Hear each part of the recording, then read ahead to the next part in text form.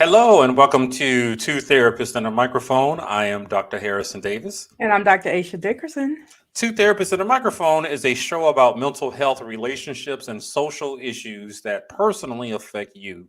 We broadcast live every Thursday evening at 7 o'clock p.m. on the Our Black Media Network. Harrison and I are two licensed psychotherapists with decades of experience, and we want to hear from you. We want to hear about your situations or dilemmas that you're going through. So please visit our webpage, www.twotherapist.com, and click on Ask Two Therapists at the top of the page. We'll make All it right. clinical. We'll give a little personal, but we'll make it clinical, give you a little Yeah, we'll keep it professional confidential. advice too. Absolutely.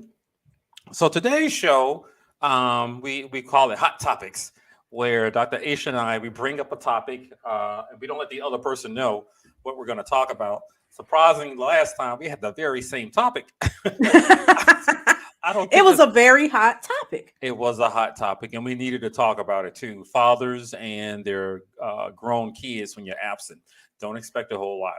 So today we have a new batch of hot topics we want to talk about, give some ideas about it, and how possibly you can overcome some of those scenarios. So Aisha, I always like for you to go first.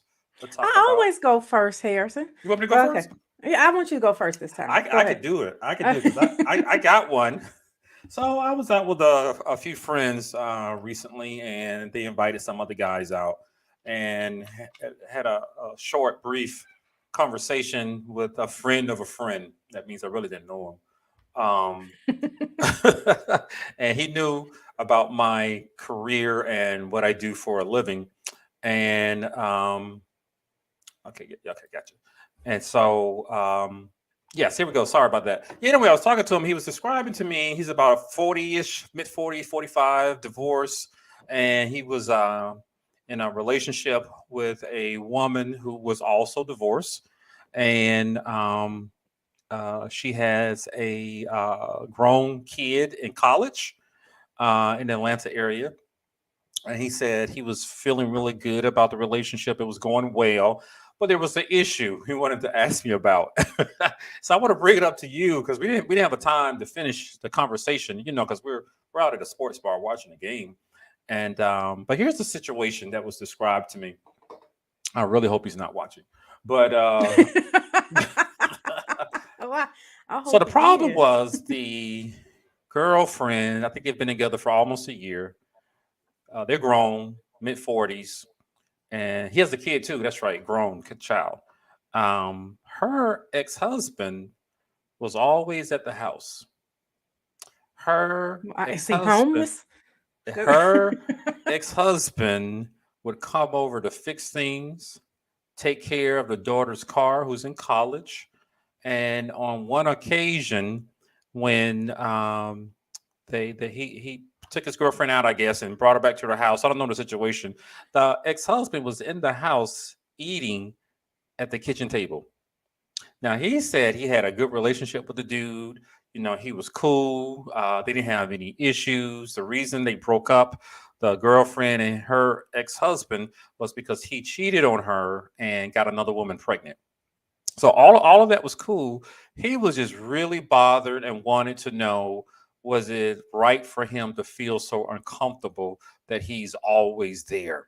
It's like the place was still his, and it was the house that he said they own together. And whatever the arrangement with the divorce, she's the wife, ex-wife stayed there, and the daughter's off to college now. But he was acting like the house was still his and still had ownership of it. Although he had no weird vibes with the ex husband, he was always concerned about he would come over to pick up things, to fix things in the house, would just come over sometimes. And he was really shocked that he was there eating at the kitchen table by himself when he took his girlfriend back home and he saw the ex husband's car there. So I wanted to bring this up. We didn't have a chance to finish that conversation, but wanted to hear what are your thoughts. I think those are all the details. Those were the significant details. But he was growing uneasy about the how the ex husband was always there. And the girlfriend was like cool with it, was sort of sending him signals like it's no big deal. He's cool. You two can hang out if you want to, but he was always there in the house. So what do you make of that? So I do have more questions. Like, how long have they been divorced? And I know that they have a college age daughter. Did he give you any information on how how long they've been divorced? He did not mention. I did not ask. Okay. Mm-mm. Because there's a big difference between him being at the house and them having been divorced like 10 years and Yep. him being at the house and they've only been divorced 1 year. If they've only been divorced 1 year, I could guarantee you that he's doing a lot more than fixing stuff around the house. If That's he's what still he's showing up there. wondering. Okay. So that could still be the case if they've been divorced 10 years, but whatever's in their divorce, if she's living in the house, he shouldn't be able to get in and out, especially now that the daughter is in college. Yep. She's an adult. They have a lack of boundaries. And outside of this one issue, or what we're identifying as the issue, there's a bigger issue, and that's lack of boundaries. If she has an issue with boundaries there, she's Yep. going to have an issue with boundaries with you. She's going to have an issue with boundaries with your ex-wife, with your children. This woman's boundaries are all over the place. Now, I mean, I don't know everything about her boundaries, but I'm saying this is one huge That's enough. one. Yeah, So, yes. Yeah, so that's great what you just brought up, because that's eventually where the conversation steered toward. I didn't ask about how long they had been divorced. But that's a great question.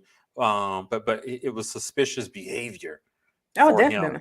him. And he was uneasy with it because dude was so comfortable in that house. Well, You know, and I think it would be different if the story was that he just so happened to get along with the ex-husband really well, and the yeah, ex-husband was always there because they were friends. Now, I've seen that happen, and although it's weird to me, it's just weird. yeah. It's something completely different when the But ex-husband is that's not the always case there here. because of his ex-wife. Yeah, that wasn't the case, and he was just like I mentioned, he thought it was suspicious. He didn't know what to think of it, and it was all he was being preoccupied, with thoughts about what's going on. Why is he there? Is he spending the night? He asked her. Was the old boy spending the night? He was aware he had another kid, the ex-husband and everything, and he didn't understand why they were still so close. And they're parenting, of course, and I think that's a great idea. He thought that was really good too, but we started talking about boundaries. I mean, at You this know, point, it's an adult though. How much are yeah. you parenting an adult? I mean, I know it's an adult child, but an adult who doesn't live in the home. What I heard you say was she is away for Yep. college. So Yep. she's not in the home anyway. So essentially he really has no reason to be there. So when I think the little example I explored just a little bit, something was wrong with the cable box, something, Wi-Fi, whatever. Instead of homegirl calling her You boyfriend, better call Xfinity or somebody. she contacted the ex-husband, Oh no. who came over and reportedly fixed it. Now she seemed okay with it because she informed the boyfriend when he brought it up. Oh, did you need me to take a look at your cable or whatever it was, Wi-Fi? And she said, "Oh no, homeboy did took care of it." So it made him feel unwanted, and somebody else is there to do I the bet. things that he wants to do for. But we eventually talked about those boundaries and how she has different values with her ex-husband compared to the ones he has with his ex-wife. He said he rarely talked to his ex-wife, and his kid I think is out of college or Mhm. maybe mid-20s or something. But that was an interesting scenario that I talked with him. And how long have they been dating? He said almost a year, and he didn't know what to It's think not too about it. late to move on. And he didn't know if he was overreacting or being overly suspicious of it. And I Neither. suggested he go with his gut. I'm not saying homegirl is cheating, but if you have a request, is it wrong for him to request? Hey, I don't like how you spend so much time with your ex-husband in your home. Is it right for him to request that she put up some more boundaries and spend less time with her ex-husband? So I think yes, but what I know about a lot of people is they will consider that control. Oh, he's trying to control me. Tell me who I can hang out with. Tell me who Yeah, I could be friends with. I can And see that. although we used to be married, we're just friends now and he helps me. And he's the one who's always there, regardless of who I date, who comes in and out of my life. And if you leave today, he'll still be there tomorrow. Yeah. So Yeah, because it sounds like she put a condition on the relationship with the dude I was talking to, that if we're going to be together, you're going to have to be friends with my ex-husband. and y'all gonna have to be a Because throuple. he's part of the package, is what I eventually reflected back to him. Is All that of y'all go together. yeah, yes, that's he said he feels like that, because sometimes he's talking to his girlfriend, and then she'll say, "Oh, just ask so and so about it," as if they're all three are in that relationship together. Is He he said, helping pay the bills too? I mean, I know they own the house together. She still lives there, so chances are they just but in the daughter is retirement. grown now, Mhm, so I most people I know who are divorced, once that kid turns 18, a lot of things turn off mhm. financial support. So I don't know. I didn't go that deep because we were sitting at a sports bar with about five people at a table, and he just wanted to ask me that, and had a little quick conversation about it. But I suggested it wasn't wrong to put a request to her, based on your feelings and how you were coping with things because you're uncomfortable, Right. with the nature of that relationship and how he's always there. And then this expectation that he was supposed to be cool with the ex-husband. He said he Right. didn't dislike the ex-husband. He had nothing against him. He just didn't want to see him all the time. So- I mean, who wants to see somebody that their significant other slept with regularly? I and mean, people could still say they're depend on okay with him. it, but yeah. So I know I would be suspicious of And if that. if he had not cheated, they would still be together. So Yes, that sounds too. like she still liked and loved everything else about him. Possibly if he hadn't gotten this other woman pregnant, Okay, that is the so not just that he impression. cheated. If the other woman hadn't gotten pregnant, they would still be together. He was So she still wondering has a if lot they of would love still for be him. together if he had never gotten this other woman pregnant. Forget the cheating part, the infidelity. He's just uncomfortable with how close she is to him and how she relies. There's still an emotional bond Hmm. there with her ex-husband. And whether or not they having sex may even be irrelevant. At this point, where does he fit in? Was the I mean, question it's that still an emotional connection, and yep. people can cheat emotionally as well. So who's to Mhm. say that when you all don't have arguments that she doesn't go back and talk to her ex-husband about it, that she's not now having some sort of emotional affair with her ex-husband and doesn't consider it an affair because they're not having sex. And because they share a daughter together, a child Yeah. together. So how would you like it if you were in that scenario, dating a dude, you like him, he was divorced, and he has an ex-wife who was just always over there cooking for him, bringing him meals and stuff, and then She's she got and she one wants to time be to be over cool there with cooking. you. Mm-mm.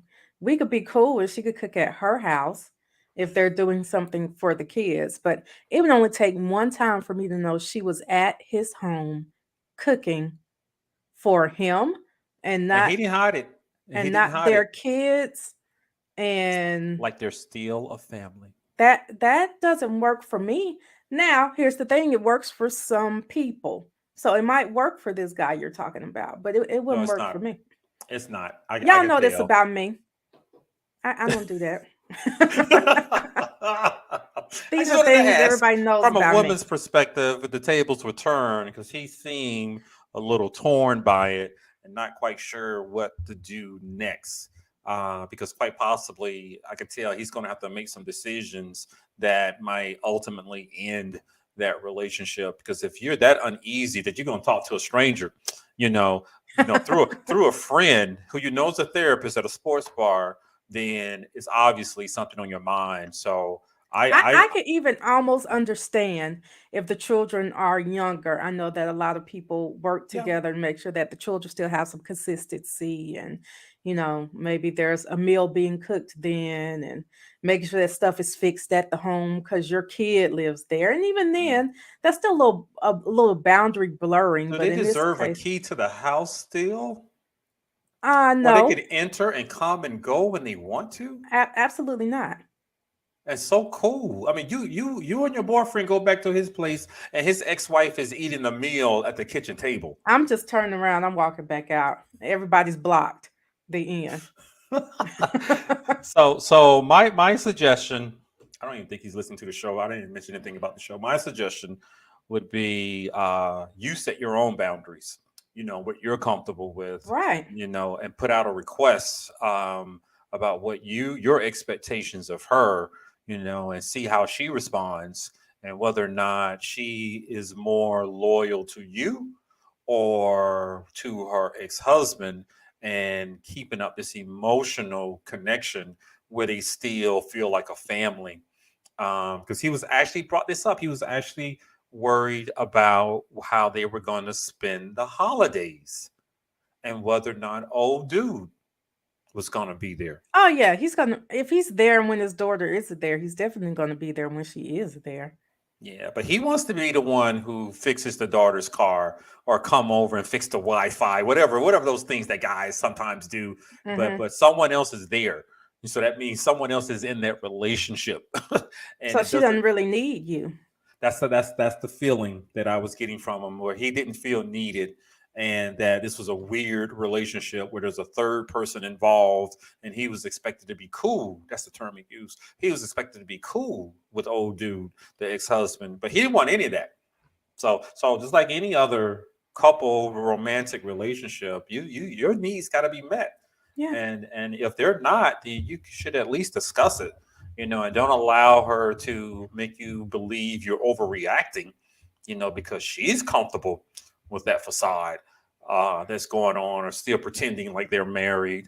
That's the advice that I would give. Any final words from you? Yes. Um, like Harrison said, set your boundaries. She might not be okay with those boundaries, and if she isn't, just go ahead and cut your losses since you've only been together for like a year. And then, shoot me a picture. Depending on your age, I probably got somebody I could hook you up with. She'll be much nicer and won't have her ex-husband around the house. Can you imagine what that leads to later on if they stay together, possibly get married? Can you just imagine? I mean, He's like got a you, a grown man walking around now your house, or I guess, and eventually you all move out of the house, and there's a whole nother grown man in your house. How yeah. would you feel about that, Harrison? No, No, another grown man walking no, around your house. no, not my house, and the other person's house either. No, it's just two people.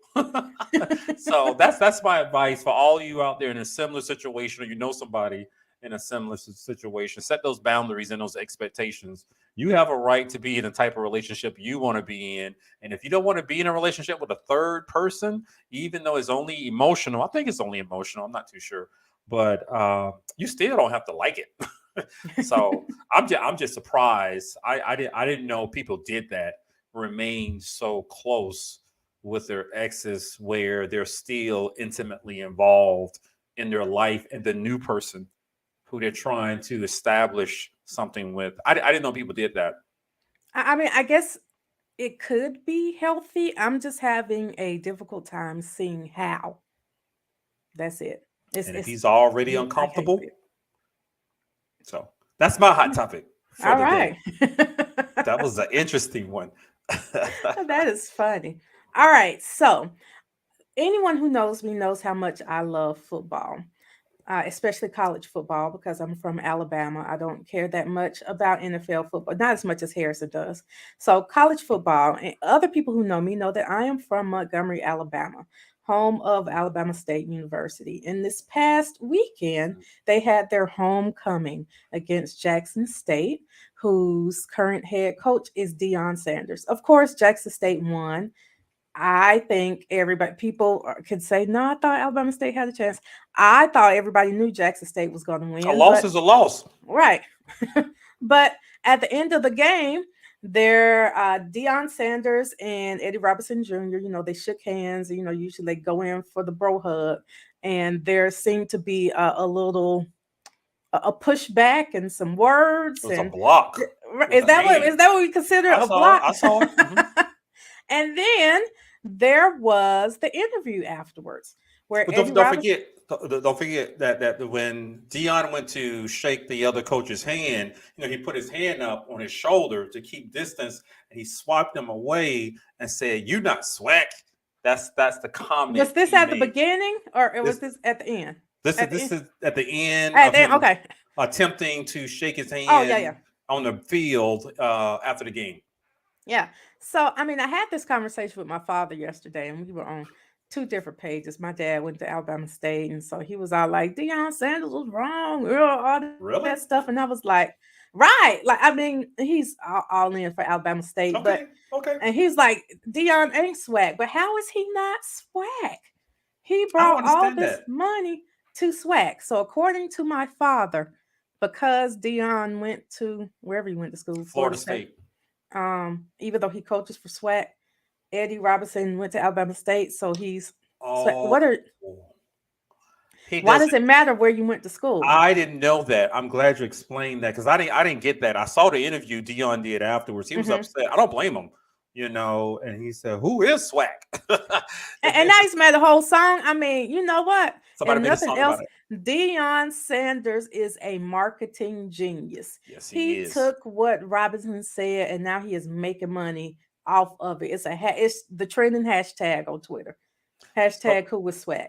So it sounds like I'm glad you explained that. The issue is Deion Sanders did not attend the HBCU, Right. and he didn't attend one within the SWAC either. Right. So as if he doesn't belong.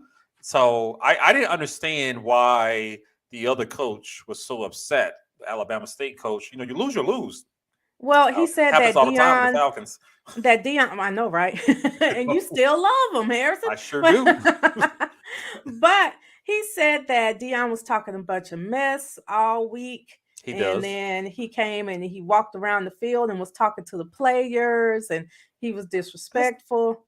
That's But Deion Sanders Deion. walks around the field all the time. And today, Deion Sanders posted on Twitter him walking around the field, and he was not talking to the players. The players were talking to him. And they were saying cuss words at him. They were extremely disrespectful. I mean, just So forget he being. had a video receipt. He sure did. And Contradicting he said, I stay mic'd up. So these boys were like, what the F you doing over here? Get your A on the other side. I mean, the players? Yes. And of course you hear the fans booing. That's expected. But this is what the players were saying. But at least they weren't cussing them out. Right. So forget being the respect that you're supposed to have as a player to a coach. You can mean mug them all you want to. You have no business talking to the other coach. But I know they're adults, but still, a child. You disrespecting an older black man. Oh, he's on the other side of the field. Let your coach talk to him. Stay in your place as a player. They made themselves look bad. They talked all this junk, and Deion gave it a few days, and he was like, here's the footage. Wow. So she wanted to say I was talking to the players. So that is peculiar because look at the behavior of the coach. And that's what I was going to say too. Okay. Eddie Robinson said right there during his interview, and just all this cussing. And I get that his interview where he said Deion Sanders wasn't swag. He said quite a few profane words in there. And to me, right, it's like, why all this? I mean, you wasn't saying that before when Deion Sanders was out talking all that junk. You had nothing to say. Now you're trying to act like you hard, sitting in front of the camera. Somebody hating. Talking all this mess. But the way he's talking, it helps me understand why the players talk that way. And part of being in a sport, especially a team sport, is not just about winning. You're supposed to be teaching these kids to be better humans, to have, to do sportsmanship and teamwork and respect and accountability. And Doesn't sound like Robinson's taking any responsibility for. I mean, maybe he will now that Dion's posted his video. But any I don't responsibility know. for what his players did? Deion Sanders said everything he did. He gave a reason for why he did what he did, whether or not you like why he did it. Especially even talking stuff before the game. He said, "I was just trying to sell out the stadium." It's almost like you're welcome. Yep, yep. So I don't know what happened to the sportsmanship of the coach. I was Hmm. confused by the whole thing and how he treated Dion. I mean, I looked it up. Jackson State, they're 5-0, and so they beat you. You don't like it, but it is a football game, and sometimes you lose. And I thought he made himself look bad, the coach of Alabama State, with that whole behavior and pushing him away after every game, college, pro, the coaches always go up and shake each other's hand, and tell them it was a good game, it was a tough fight, all the little stuff that they say. Hmm. And now he's just making himself look like a spoiled, jealous kid. I'm mad because because Dion is Dion. He played for the Falcons, he played for the There's Braves. nothing here he's going to be able to do to bring Dion down. That's If he prime he all he time. did was brought this man up more. You did the opposite of what you wanted to do. Dion is prime time. He's talked about it, and I'm happy he's at Jackson State, at HBCU. He's brought a lot of notoriety to it. He has elevated the athletic program. The Hmm. university enrollment is up. He's getting more money donations, and That's within that right. foundation, He gets it's not only helping endorsements out for with his players. athletics, scholarships as Yeah. well. So I'm not mad at him. I don't keep up with Jackson State, but to act so jealous, that's the issue. And then your own players, and apparently he didn't correct his own players who were cussing out. He refused to believe they did anything. He thought Dion was walking around talking to them. He just didn't know there's always a camera and He a doesn't microphone like following Dion's Dion. celebrity, is what it sounds like. That's what it sounds like to me too. And so now Eddie Robinson Jr. is the son of Coach Eddie Robinson, who was the coach of Grambling Yep. way back in the day. Yep. And he played for Alabama State. And so yeah, he is swag and he's real big in HBCU football. And that's great. I'm glad that you have that legacy. However, we can't dismiss the fact that Deion Sanders has done a ton for swag and HBCUs as a whole in Absolutely. the last few years. Absolutely. And when they had the championship game, I think it was last December, Swag versus MEAC, Yeah, the and it swag was MEAC here in championship. Atlanta. I went. Yeah. I took my daughter. Went with my sisters. None of us went to HBCU except my youngest sister. But it was fun. I went because of Dion and how he was promoting it. He told Atlanta, "Come on out. Enjoy the game, support these HBCUs." And I went there. We had a ball. Yeah. But if Dion Sanders had not been the coach, it is unlikely that I would have gone to that game because I just don't know any of the schools. So I appreciate you, Deion Sanders, and what you do, and you teaching those young guys how to compete, on the field and off Yeah. the field, is my understanding. Hmm. Instead of Alabama State coach getting mad and jealous about it, you might want to just stand back and take some notes, you know. I mean, I would hope that they at least sit down and talk about it later. Still, now I wonder if he'd be willing to do that, or if he's still too butthurt from the loss. I don't know because Dion Every threw some flames on it. He threw some fuel on it. I just saw Dion's part of his post game conference, and the whole about who is SWAC. If it's if not the I ain't team sweat. that's 5-0, the only undefeated football team within that particular division, the SWAC division.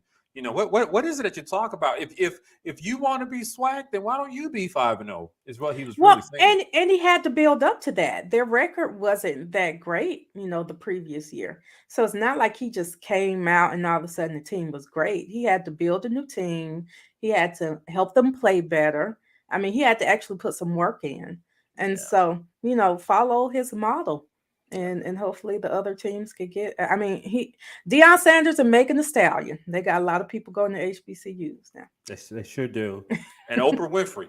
Oh yeah, and Kamala Harris. That is correct. That is correct. So my final thought about that, even on a deeper level, because some of it is a little confusing. Um, why do the black men have to fight each other? And that was my main point. We saw Texas and Alabama, and they had issues. They still shook hands and hugged it Yep, out at the end. We've never seen that happen yep, with yep. Well, it. I mean, colleges just like, they have rivalries, yeah. and UGA and Alabama. That's a tough game, but somebody's going to win and somebody's going to lose. I just thought it was unfortunate that this black man had to expose his insecurities, this coach, in front of It was a everybody. great show. Like, except that it was a great show before and during and now after. It wasn't Take the supposed to be L, after too, but yeah.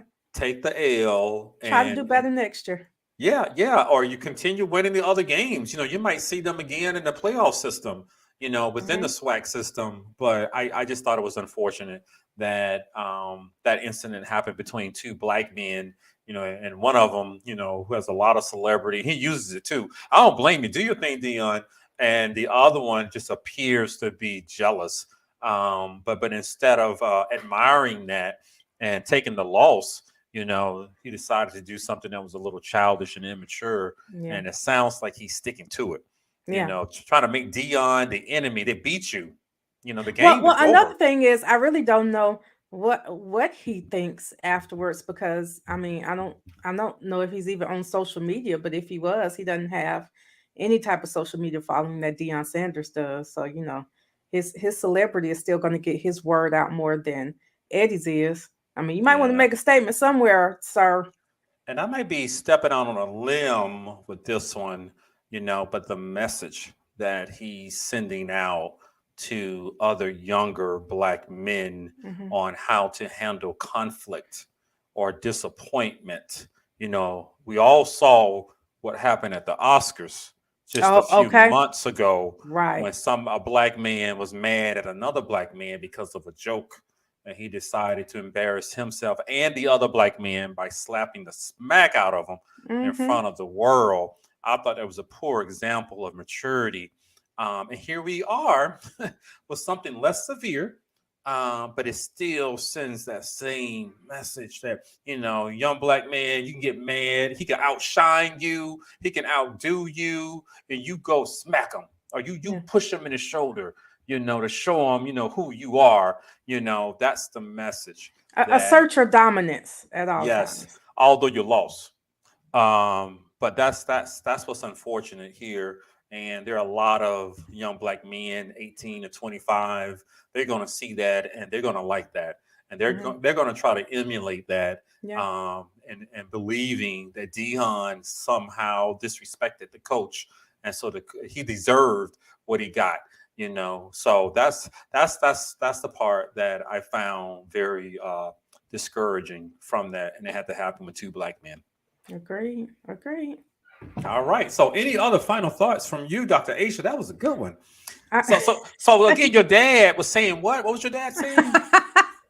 that Deion Sanders was disrespectful, and he Okay. have any business walking on the other side of another team's field, and you don't do that, and talking to the Ah, players, and Dion ain't swag. I was like, Lord, some my dad is unwritten my rules, dad is apparently. 82, so I wasn't. It was not worth my time trying to change his mind. I was just like, all right, Well, he I'm gonna sounds set in holler his at you later. ways, but it sounds like there's some unwritten rules. And Yeah. and Dion, knowing what I know about Dion Sanders, he may have done that intentionally to throw off the other team, to make them more emotional about the game. He's walking on the opposite side of the field to rile them up, is what, But then, what I I'm mean, like, thinking. also then get your emotions together. Come on. Like, if Gotcha. you can't hold it together when Deion Sanders is walking around the field, it's gonna be so many other things that happen in your life where you're gonna need to check your emotions. Don't let this get you all out of whack. I agree. I agree. In the swag. Look at you, you got bars, Harrison. All right, guys, this has been a really good conversation between myself and Dr. Aisha. You guys are listening to Two Therapists and a Microphone. I am Dr. Harrison Davis. And I'm Dr. Aisha Dickerson. We will see you guys next week at 7 o'clock p.m. on Thursday, broadcasting live on the Our Black Media Network. See you then.